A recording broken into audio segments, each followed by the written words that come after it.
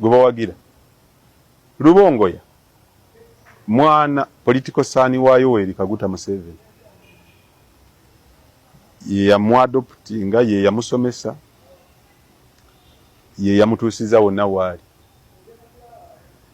omwana wa Museveni namboze kati gwatembeeta ave waabwe ajje yesimbe wano okumpi ne Namboze amuya Kasibante Moses bw'owuliriza ebigambo ebyo ebimuvaamu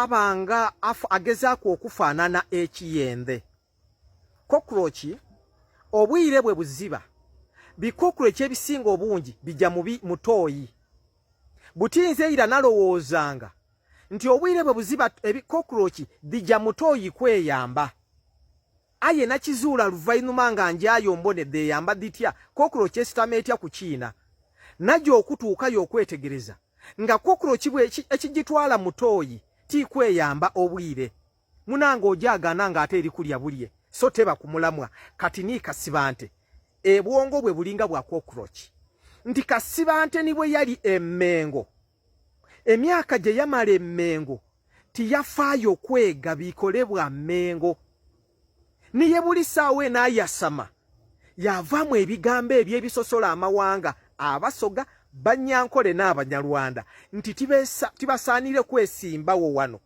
Kasibante yalemwa kutegeera nti Emmengo emyaka gye yamalayo obwakabaka bwa Buganda tibusosola okutegeera nga omusaadha oyo azira mu bwongo yali Emmengo aye tiyakitegeera nti obwakabaka bwa Buganda bakabaka ba Buganda bonna abasinga obungi baidyenga nga bafuna abakazi abatali Baganda kati ye ekyo yali Emmengo tiyasoma nti anti Sir Edward Muteesa mu bakazi be yafuna mwalimu omukyala amanyibwa nga Winfred Keihangwe ono yali mu Mbedda wa Nkole era ono omukyala omumbedda w'omwankole Keihangwe n'azaala omulangira David Wasajja muto wa Ssaabasajja Kabaka oyo gwe mubona buti ono omudongole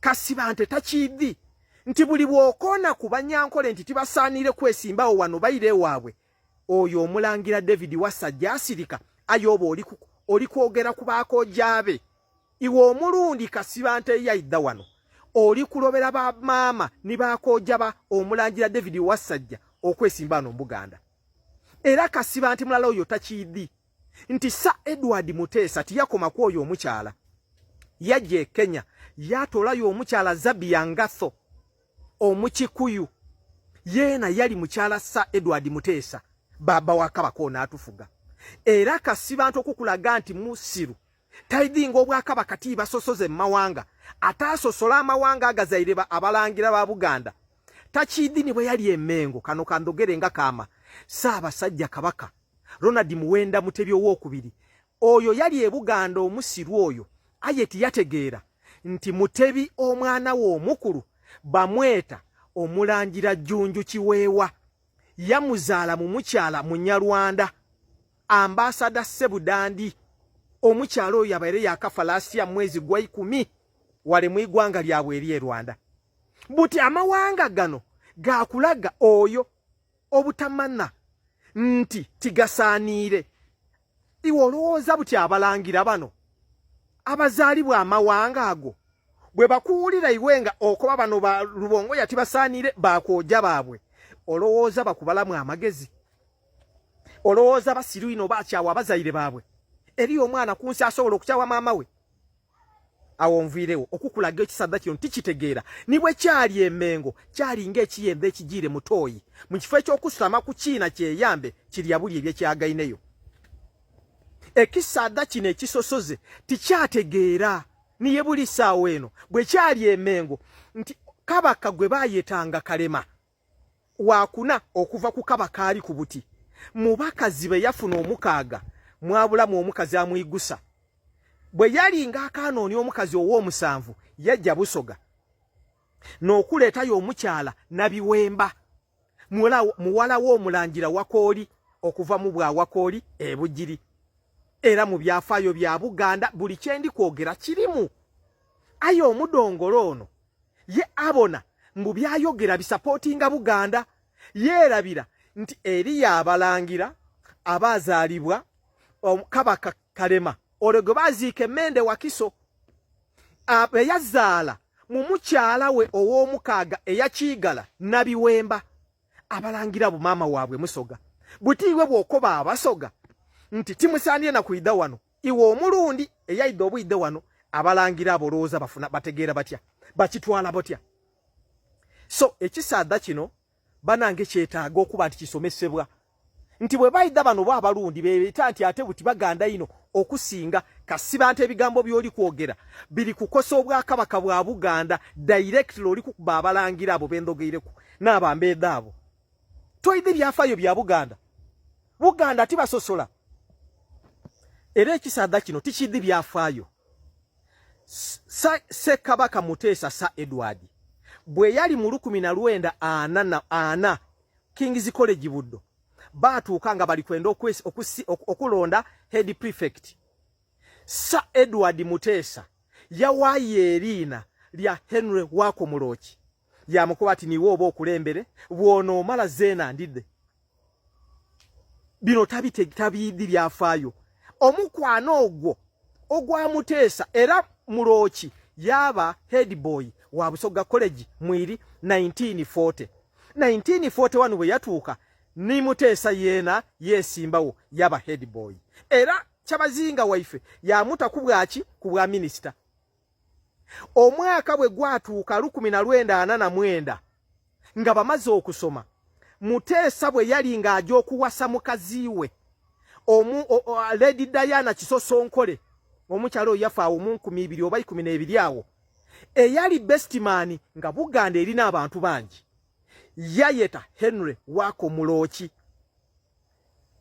eyali Kyabazinga wa Busoga yamweta ne yali best man we.